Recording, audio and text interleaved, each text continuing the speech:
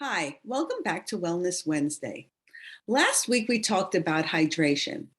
If you needed to increase your water intake, I hope the strategy of adding a glass of water before every meal was helpful. And if you mastered that strategy, this week try also adding a glass of water after you finish your meal. Obviously, if you add 8 ounces before and 8 ounces after, you've now consumed 48 ounces of water a day, and you're likely on your way to reaching your goal of 50% of your body weight in ounces of water a day. This is great. Of course, if you have, a higher activity level, engage in more strenuous exercise, you'll likely need more water. It's best not to consume too much water while you're eating, however.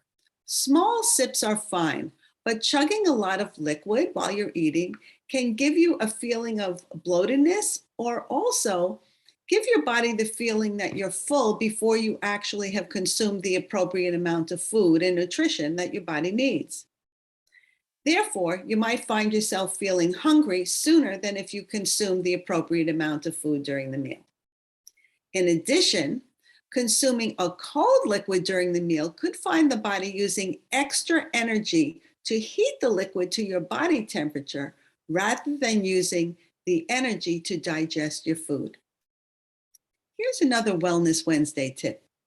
Try olive leaf tea. Olive leaf is an antioxidant and an anti-inflammatory. Research indicates that olive leaf tea may help with lowering blood pressure, cholesterol, and even help promote weight loss.